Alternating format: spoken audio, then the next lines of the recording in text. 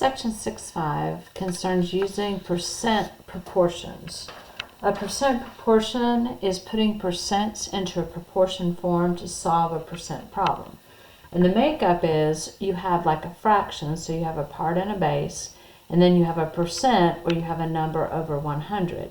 So you set up a percent proportion, and it's used in many type of proportion problems. So I'm going to go through and give you some examples of the way that they're used, and that's what the entire section is about.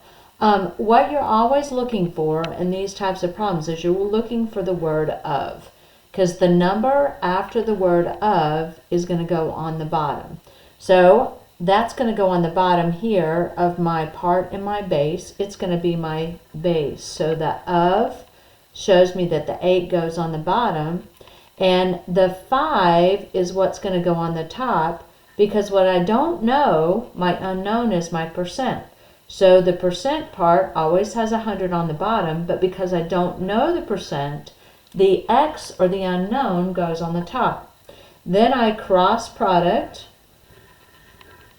and so I have 8x is equal to 500, and then I'm going to divide the 8 into the 500.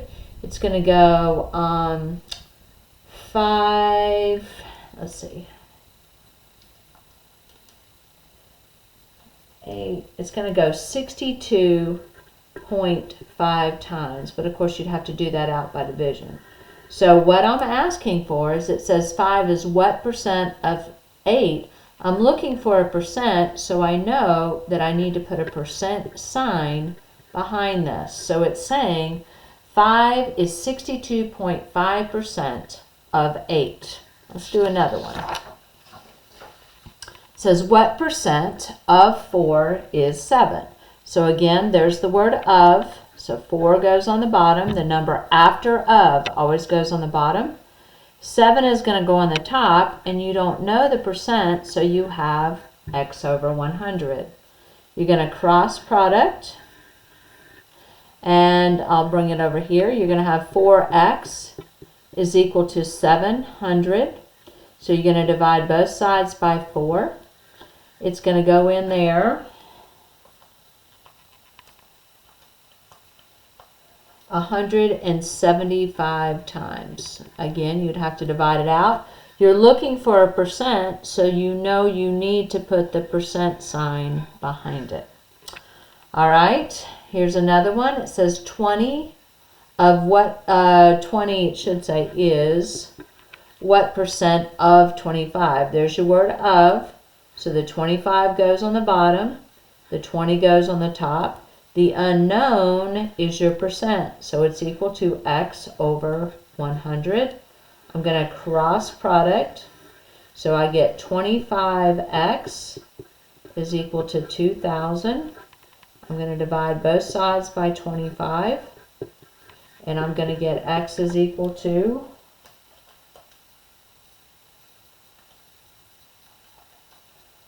80.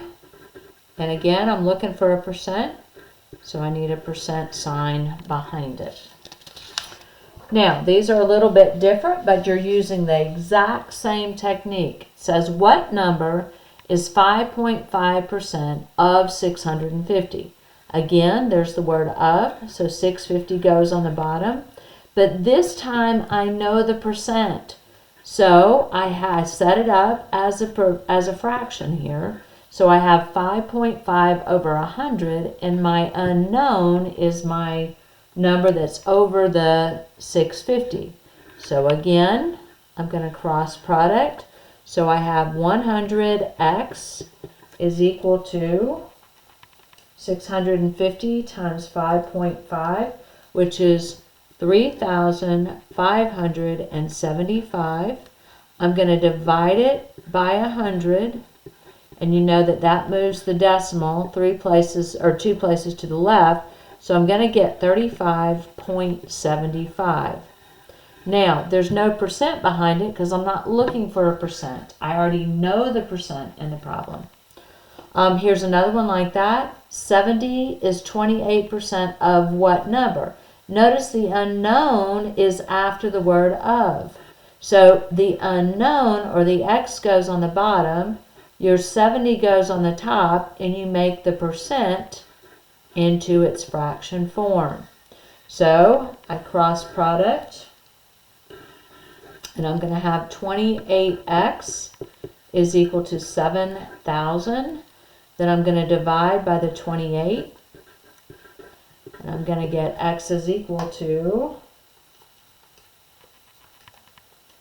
250. It's going to take you a little bit of time to do that by hand, but it's good practice on your division. Okay, now again, it's not a percent because I'm not looking for a percent. I already know the percent. All right, here's a couple more. 52 is 40% of what number? So the x is on the bottom because of what's after it is what number, so it's the unknown. The 52 is going to go on the top.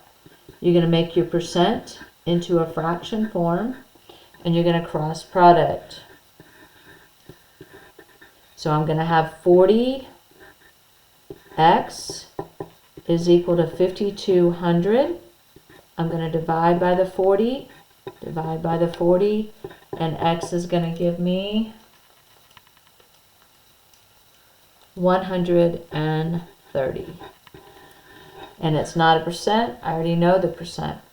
Now, this one says what percent of 5 is 14. So this is where your percent is unknown. So you have x over 100. I'm going to cross product. So I have 5x is equal to 1,400. I'm going to divide by 5, and I'm going to get x is equal to 280. Now, I'm looking for a percent, so don't forget to put the percent on your answer. All right, your homework on this is page 291, 9 through 22 all. And because of the doing the math by hand, it is going to take you a little bit of time.